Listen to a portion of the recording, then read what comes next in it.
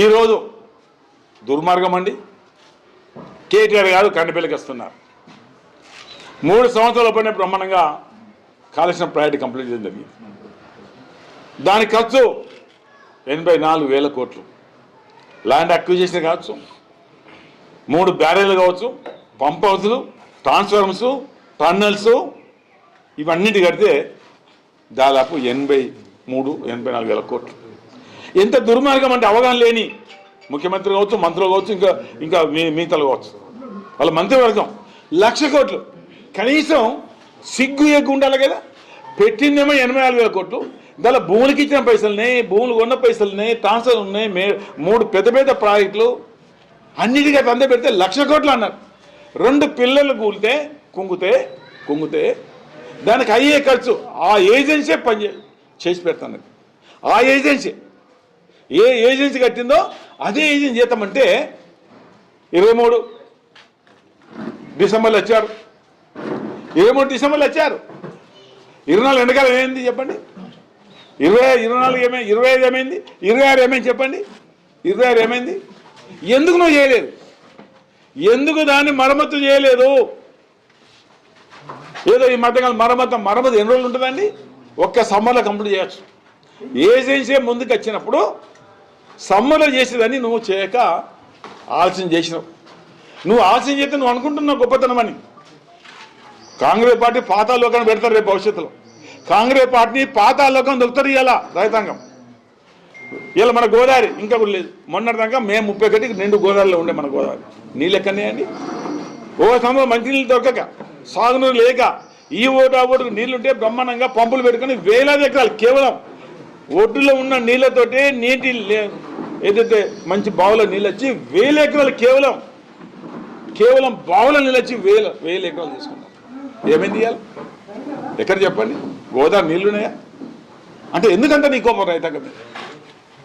ఎందుకు రైతాంగం మీద కోపం ఇవ్వాలి వస్తుందంటే అందరిని ఎక్కడిదక్కడ మా దగ్గరికి వచ్చిన పోలీసు పొద్దున మా దగ్గర వచ్చి మీరు ఒకలే పోవాలి, మీరు ఓళ్ళు పోవద్దు, అందరు మొత్తం కాన్స్టిట్యూషన్ అంతా మొత్తం స్ట్రిక్ట్లీ ఇన్స్ట్రక్షన్స్ ఎవరు పోవద్దు, కేవలం ఎమ్మెల్యేనో ఎక్స్ఎమ్మెల్యే తప్ప 2 తప్ప మీరు ఓటర్ వీల్లేదని వచ్చారు. ఎందుకని నీకు భయం? కేటీఆర్ వస్తే నీకెందుకు భయము? కేటీఆర్ మీరు నిలదీస్తున్నారు, మీ అగడాలని ఎండగడుతున్నారు, మీ అవినీతిని ఎండగడుతున్నారు, మీ అక్రమాలను ఎండగడుతున్నారు, మీ దౌర్జన్యాలను ఎండగడుతున్నారు, మీ దోపిడిని ఎండగడుతున్నారు. అందుకే ఎందుకయ్యా భయం? ఎందుకు భయం? కేటీఆర్ అంటే అది అంటే మీకు భయం ఎందుకు? బాధ్యత వచ్చి చూసుకోమని చెప్పొచ్చు కదా. ఎందుకయ్యా నీకు భయం? 2 కింద క్రాక్స్ ఇస్తే రిపేర్ చేయొచ్చుగా. 3 సమ్మర్లు వేనాయి. ఎంత అన్యాయం చెప్పండి, ఎంత దుర్మార్గం. ఇంకా అంటే ఎక్కడి దగ్గర ఇన్స్ట్రక్షన్. ఇప్పుడు ఆపితే ఆగుతుందా? ఆగదు కదా. రేపు నువ్వు ఇలాంటి నియంత్రణ పెట్టి ఎక్కడెక్కడ ఆపితే ఆగుతుంది. రేపు వచ్చేది ఆగుతుంది, ఆగదు.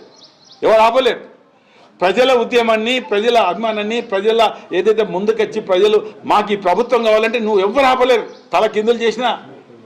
తల కిందికి కాలు మీది చేసిన కేసీఆర్ ప్రభంజనాన్ని రేపు రాను ఎన్నికల్లో మీరు ఆపలేరు.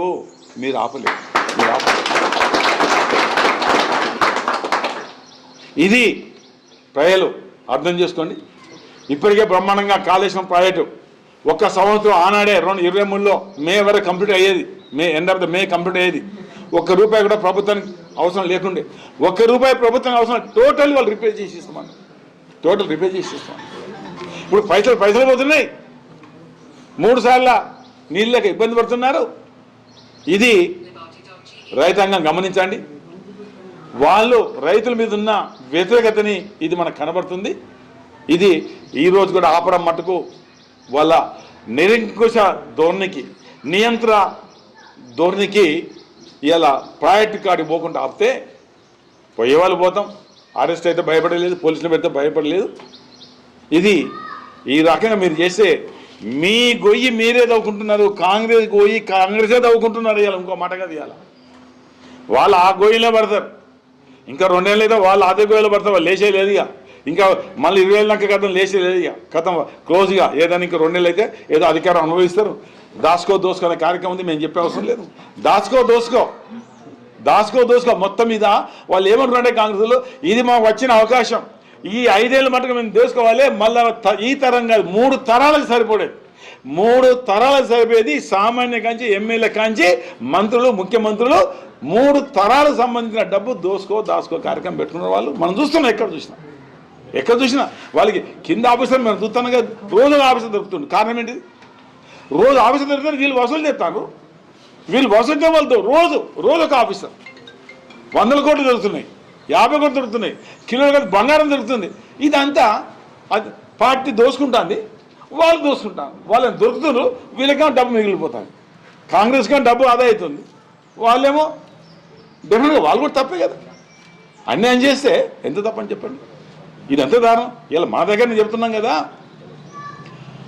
మన దగ్గర ఇవాళ నేను డిమాండ్ చేస్తున్నా, రేపటిలోగా 7 ఆనాడు ముఖ్యమంత్రి గారికి ఏదైతే మీరు ఆనాడు మాత్రం కలెక్టర్ మాట్లాడారు జీవన్ రెడ్డి గారు నాతో, 2 నెలలు 2 రోజులు అయింది, బుధవారంలోగా ఖచ్చితంగా ముఖ్యమంత్రి ఎక్స్ప్రెస్ ఖచ్చితంగా ఇచ్చి తీరాలి. ఇచ్చి తీరకపోతే ప్రజలే మీకు వ్యతిరేకమవుతారు. ప్రజలు తీసుకున్న నిర్ణయం, మీరు తప్పు చేస్తే ఊకుంటారా? ప్రజాస్వామ్య పద్ధతిలో కొట్టడి హక్కు మాకుంది, అది పార్టీ కావచ్చు, ప్రభుత్వం కావచ్చు, అధికారుల మీద కొట్టడి హక్కు మాకుంది. అలా మేము కొట్లాడతాం డెఫినెట్గా. మాకేం కాదంటే ఏం కాకపోవచ్చు, ప్రజల్లో చులకన అవుతారు.